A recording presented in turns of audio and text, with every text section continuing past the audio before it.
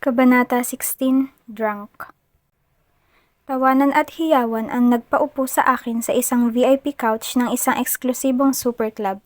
Ako ang huling nag-18 sa circle of friends ko kaya nakailang beses na sila rito. Alam na nila ang pasikot-sikot, kaya naman sila na mismo ang nagsabi kay mami kung saan kami pupunta. Amber Sabay pakita ni Philly sa akin ng isang shot na nag-aalab pa. I was too overwhelmed. Lalo na dahil pinapalibutan kami ng ilan pang mas matatandang kaibigan. They were all cheering at us who turned 18 the past few months. 5 kami kaya 5 rin ang shots na naroon. 1, 2! Bilang nila sabay bigay sa akin noong shot. Everyone was loud. I couldn't say anything. Basta't sumabay na lang ako sa kanila nang uminom din sila noon. Masyadong maanghang at mainit iyon. Tumawa na lang ako pagkatapos, lalo na't may isa ulit na tray na may ganoon. Tapos na kami ha? To the debutant naman, sabi ng isa sa mga kaibigan namin. I laughed at that. Mabilis akong umiling dahil ayaw ko na. Siniko ako ng isa pang kaibigan. Ano ka ba? Minsan na nga lang. Tama Amber, baka ngayon ka lang pinalabas kasi birthday mo. Next week, balik higpit ulit si Tita Marem. Tama ka Adi, we can never really tell, Amber. Come on, let's have fun. Si Philly. Sa katuwaan namin, maging ang kabilang mesa nanonood na sa amin. Hiyang-hiya nga ako. There were men just years older than us watching. At kung hindi ako nagkakamali, hindi rin kalayuan ang lamesa na puno ng mga anak ng kilalang personalidad sa showbiz. They are watching us. Amber! Amber! Amber! My friends cheered. My eyes drifted on the next couch. I feel uncomfortable lalo na't nakatingin talaga sila sa akin. Even with the darkness and the strobe light, I know that one of them raised his glass on me. Sigurado ako roon dahil niyugyug ako ni Philly nang nakita niya rin iyon. Oh my goodness, Amber! I think he likes you, she whispered. Si Aisin yan! Ang gwapo! Umiling agad ako. Iba-iba na kasi ang focus ng lahat. Habang sinasabi iyon ni Philly, ang iba sa mga kaibigan ko walang napapansin o naiisip kundi ang pag-inom ko sa shot. Sumimangot si Philly nang umikot si Harper at lumipat sa harap ko, blocking our view of the other VIP couch. Ay, ano ba yan? Reklamo ni Philly. Nagkatinginan si Philly at Harper. Anger is etched on Harper's eyes. It was directed at us. Si Philly naman, agresibong iritado dahil sa kilos ni Harper. Harper! Harper, tumabi ka nga. May cute na nakatingin eh. Si Philly. Tumigil ka nga, may boyfriend ka na ah. Hindi dahil wala ang boyfriend mo rito, lalandi ka na. Natigil ang hiyawan dahil sa sinabi ni Harper. They all shouted like it was a big burn for Philly. Tumayo si Philly para ipahiya si Harper at ang lahat ng nang-aasar sa kanya. Excuse me, hindi kasi sa akin nakatingin. Kay Amber kaya? Tabi! Mataray na sinabi ng kaibigan ko. They all shouted again for Harper's burn this time. Tumawa na lang ako. It's not as if I'm interested with the other guys on the other table. Nanatili ako nakaupo habang nag-aasaran ang lahat. Lalong di ako tatabi. Mayabang na sigaw ni Harper. Philly crossed her arms. They all cheered for Harper this time. Harper! Harper! Harper! Sabi ng lahat bilang panunukso sa amin. Sige na Amber, enjoy ka naman kasi hindi ka pinapainom. Do the shots again, come on! Si Adi naman ngayon. Oo nga, memorable lalo ang 18th birthday mo kapag ngayon ka first time malasing. Kahit hindi ako malasing ngayon, memorable na sa akin ang buong birthday na ito. I really mean it. Naisip ko ng ilang sandali si Jackson bago ako pumayag sa kanilang pangungulit. I didn't notice anything weird about me even after the many shots I took. Tingin ko nga, normal pa ako habang ang mga kaibigan ko itong wala na. Alam ko dahil nakaupo pa lang kami, kitang-kita ko na ang pagkakahilo nila. Philly was already too loud. She never said no to all the shots given to her. Isang beses lang siyang hindi uminom at iyon ay dahil tingin ko lasing na talaga siya. I volunteered to drink her shot. Total, habang tumatagal, medyo umaayos ang panlasa ko sa iniinom namin. Hinila si Philly ng mga pinsan niya. Sinubukan niya akong hilahin kasama niya. Akala ko talaga madadala niya na ako sa dance floor.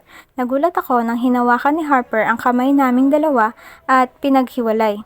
Dahil sa kalasingan, kahit nagprotesta si Philly, hindi niya na napigilan ang paghatak ng mga pinsan niya patungo roon. And here I am watching them, smiling a bit at Harper who's also sitting beside me now. Finally, I got rid of Philly, he said, but I couldn't seem to get it. Huh? He smirked. Hinila niya ako palapit sa kanya at bumulong siya sa akin. Ang sabi ko, buti nawala na rin ang kaibigan mo. Tumawa ako. Babalik din yun. Mamaya pa, magkakatuwaan pa. Marami pa siyang sinabi pero hindi ko talaga marinig. Ha? Napalakas ang sinabi ko dahil talagang hindi narinig ang mga huling sinabi niya. Hinila muli ako ni Harper. At this time, umusog na siya palapit palalo sa akin. His arm wrapped around me to push me towards him so I could hear what he has to say. Mamaya pa, magkakatuwaan pa sila ng pinsan niya. Gusto mo sayaw tayo? Umiling ako. Nahiya akong sumayaw. First time ko sa ganito. Lumapit muli siya sa tainga ko. We were so close to each other but I figured it's normal because people here are talking that way because the music is too loud. Kaya nga sumayaw na tayo para ako ang first time mo, he said. Huwag na. I felt the sudden urge to pee. Tumayo ako nang hindi na nagpapaalam. Doon ko naramdaman ang pagod at pagkahilo ko. Nakatatlong inom lang ako. I did not expect to feel this way when Phyllis started being drunk after her tent. Nasapo ko ang noo ko. Mabuti na lang at mabilis akong nahawakan ni Harper. Ayos ka lang ba? He asked. Humawak ako sa braso ni Harper. This is ridiculous. Am I drunk? Dumilot muli ako at nakita kong umaalon na ang tingin ko. 3:00 na yata ng madaling araw. My day was very full and tiring.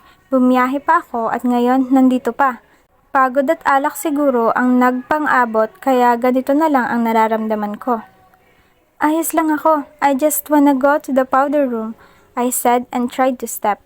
Kaso lang, 2 hakbang, nagdidilim at umaalon ang paningin ko. Hindi ko kayang maglakad ng hindi inaakay. Sorry, sabi ko kay Harper. That's okay, sasamahan kita. My memories were a blur. Ang sunod na alam ko, nasa bathroom na ako. Nakapikit at hinihila na ng antok at pagod. Inayos ko ang sarili ko pagkatapos pero nang lumabas ulit, nahihilo ulit ako at nawawala sa sarili. Bukod pa roon, the smoke made me hyperventilate midly. Hindi ako masyadong makahinga, bukod pa sa pagkakahilo ko. Dumilat ako. Nagulat na lang ako na kaya pala hindi ako masyadong makahinga dahil dinala na ako ni Harper sa dance floor. Wala sa sarili akong nakayakap sa kanya habang ngiti-ngiti siyang inaasar ng mga kaibigan ko. Did you guys make up? Tanong ng kung sinong kilala namin. Hindi ko na nasundan iyon dahil nagdilim ulit ang paningin ko. Nagising na lang ulit ako dahil sa kakaibang nararamdaman. I felt something wet on my mouth. When I opened my eyes, I realized that it was Harper kissing me so passionately. Tumigil lang siya dahil napansin ko iyon at agad kong iniwas ang mukha ko. Oh my! Congrats, lovers! Nagpalakpakan ng ilang kilala naming naroon. So confused and so dizzy, wala akong ibang magawa kundi ang kumapit kay Harper. Let's get out of here, please. Sabi ko, sabay sandal na sa kanya. Wala na sa sarili. Of course, come here. I know a place, he said. Wala na akong naging pakialam kung saan ako dadalhin ni Harper. Basta ang gusto ko lang, umalis doon sa maraming tao at tumigil kami sa kung ano man ang ginagawa namin. There's another gap again where I couldn't remember what happened. Dumilat akong nasa loob kami ng sasakyan niya. Hinahalikan ako. Harper, what are you doing? Sabay tulak ko sa kanya. He chuckled and stopped. I missed you so, Amber. I could get you a hotel room right now pero gusto ko magpabango sa mami mo. I should get you home safe right now. You think? Huh? Harper, iti-text ko na lang ang driver namin. Please, just... Lumayo ako sa kanya. I tried to get my phone. I searched for our driver's number. Alright, Amber. Tumawa siya. I'm just kidding, okay? Ihahatid na kita. No, it's okay. Kukunin na ako ng driver. Umatras ang sasakyan ni Harper. Tumawa siya at bumaling sa akin pagkaandar ng sasakyan. Hindi ko mahanap ang numero ng driver ko na dapat kong samahan ngayon. Kinuha ni Harper ang cellphone ko at tinapon sa backseat. Come on, Amber. Chill. Ihahatid nga kita. Gusto ko nang umuwi. Hindi tama to. Yeah, iuuwi kita, okay? Sorry for the jokes. I know you're not ready for it.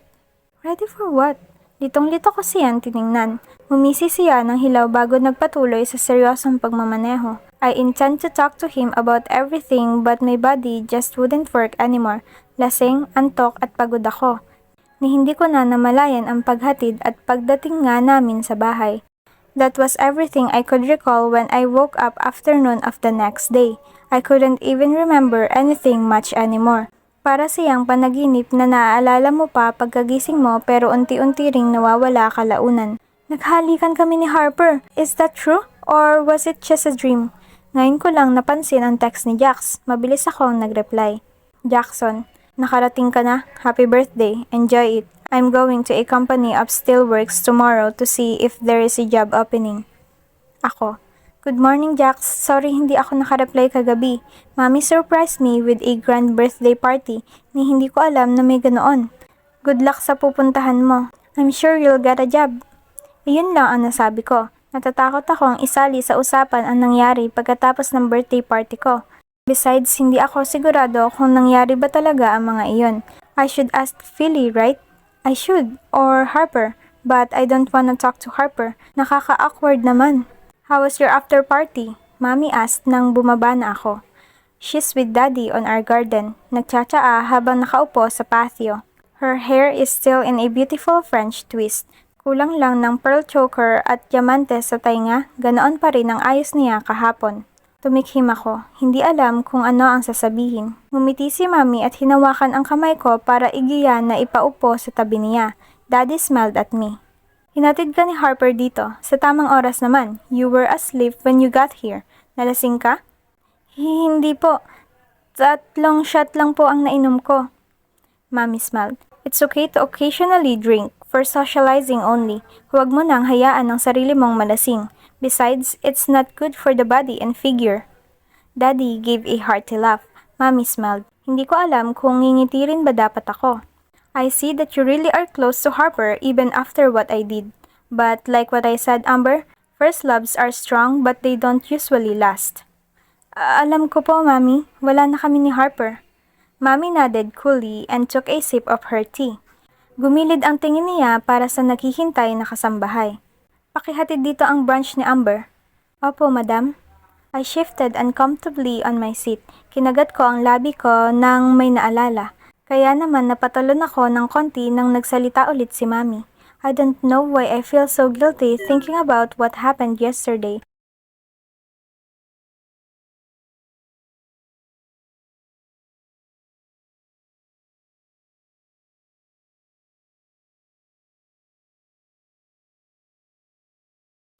Ni Harper. Mommy nodded coolly and took a sip of her tea. Gumilid ang tingin niya para sa naghihintay na kasambahay. Pakihatid dito ang brunch ni Amber. Opo, madam. I shifted uncomfortably on my seat. Kinagat ko ang labi ko nang may naalala. Kaya naman napatalon ako ng konti nang nagsalita ulit si Mami.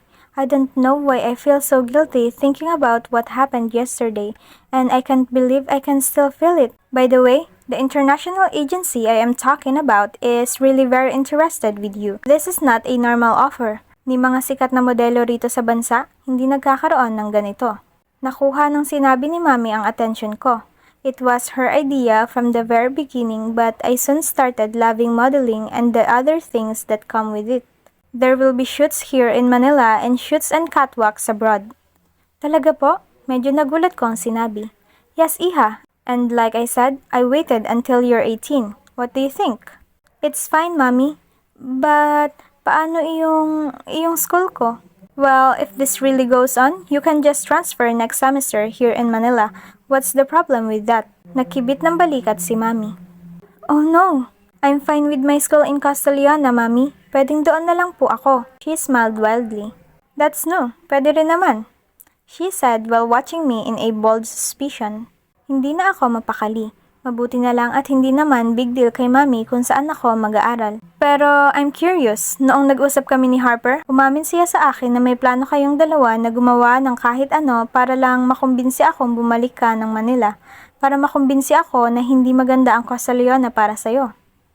Hindi maintindihan ang sinabi ni Mami na natili akong nakatitig habang nagsasalita siya. She sipped on her tea again. I actually don't know what you can do to make me decide to put you back in Manila. Napaisip tuloy ako kung ano ang pwedeng kabalustugan mong gagawin para lang maibalik kita sa Manila. Mukhang wala naman. Maybe that's what Harper hoped for. Too bad for your boyfriend. Wala na po kami ni Harper, Mami. Ulit ko. Wala na raw kasi. Tigilan mo na. Mami chuckled. Alright, Amber. Calm down. Kahit na maluwang na ako sa'yo, I still believe you deserve someone better than that boy. It's just funny that first loves usually make you crazy. Sa puntong inisip mo pa talaga na gagawa ka ng masama sa probinsya para lang makapiling mo ulit siya. That was a ridiculous and unhealthy move. Good thing you didn't do anything that stupid. Nilapag ng aming kasambahay ang pagkain ko. Nagpatuloy si Mami tungkol sa offer ng agency sa akin pero ang isipan ko'y lumipad na kay Harper at sa mga nangyari. That can't happen, right? Mabuti na lang at hindi pa naman nagre-reply si Jackson kahit noong bumalik na ako sa kwarto. I had time to breathe and call Philly about it. Naghalikan ba kami ni Harper? I asked her. She sounded tired over the phone. Mukhang bagong gising lang kahit na 4:00 na ng hapon noon. Hindi ko alam. Malay ko sa'yo. I don't own your lips. How would I know? Bakit? Naghalikan ba kayo? Sa po ang noo ko, pumikit ako ng mariin. I feel like there's a memory but I shouldn't, umagalpak si Philly. Naghabalikan kayo? Hindi no, hindi dapat ganon Philly. Naku, hayaan mo na, ganyan talaga ang mga nangyayari sa club. Pero kailangan naming linawin ni Harper. Nararamdaman kong umaasa pa siya. He thinks I'm not over him. Why, are you? Medyo gulat na tanong ni Philly. Alam ko na, sa susunod na labas natin, i-invite ulit natin siya. Tapos, mag-usap na kayo, okay? Para magkaalaman na. Kailangan ko ring ipaliwanag kay Philly to. But I am so bothered with so many things and I don't know how to start fixing it. Yes, please. Siya ang dapat kong unahin. Kailangan magkausap muna kaming dalawa at masettle namin kung ano man iyong mga iniisip niya. Okay, sa Friday na. May pasok pa kami bukas. Buti ka pa. Okay, please. Thank you. Harper also texted me that night. Mas lalo lang akong kinabahan dahil mas nakukumpirma ng text niya ang nangyari. Harper, I missed you so much. I can't wait to see you again. Nothing was really unusual that day. Laking pasasalamat ko na hindi naman tumawag si Jackson. He only texted me that night and it wasn't even a very long conversation. Jackson, may gusto ka bang sabihin sa akin? Ako, wala naman. Bakit? How was your trip to that plant? Jackson, really? Just nothing at all? Ako, really? Kabadong-kabado ako. Kahit na alam ko namang wala siyang paraan para malaman ang nangyari kagabi. Kung meron nga, kabado pa rin ako. Mabuti na lang at hindi niya naman ako kinulit. Hindi na siya nag-reply at hindi na rin ako nangulit. I have no intention to tell him about it. My memory of it is not clear. Isa pa, pagbubungahan lang iyon ng away naming dalawa. Wala namang kwenta. Wala namang kahulugan iyon. Mas mabuti pang hindi ko sabihin na kay Jackson para hindi na namin pag-awayan pa. Tipid ang mga texts ni Jackson sa nagdaang araw. I think he's just busy. Natatakot pa rin talaga akong tumawag sa kanya kahit na alam kong hindi maiwasan iyon. It was a cold Wednesday night when he decided to call. I was so scared. I tried hard to convince him to not call me at all but he insisted. Jackson, tatawag ako. May pag-uusapan tayo. Ayaw kong maramdaman niya ang takot ko kaya nagsikap ako na umayos. Hi, I'm happy na natanggap ka sa industrial plant na iyon. I told you you'd get it, right? Medyo may pag-aalinlangan pa rin nang sinabi ko iyon. Kamusta? He said coldly. I'm fine. You? Nanginig ang labi ko. Wala ka ba talagang sasabihin sa akin? Tanong niya. Ano naman ang sasabihin ko, Jax? Natawa ako bahagya. Talaga bang party lang sa hotel ang ginawa mo noong birthday mo?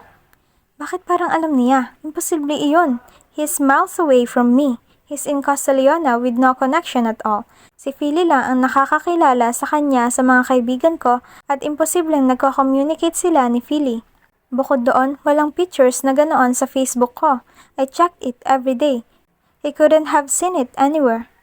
Nag-party din kami after sa isang club pero umuwi rin ako agad. And, yun na, umuwi ako. Pilit kong inayos ang boses ko. Uminom ka? Yes, a bit. Pag-amin ko. Entertained boys? Pumikit ako ng mariin at pinilit ang sarili. Jax, may boyfriend na ako. Ikaw? Bakit ba ako mag-entertain ng boys? Just tell me so, Amber. he demanded in a cold tone that made my palms sweat. Wala, I told you. You have boyfriends who were with you then?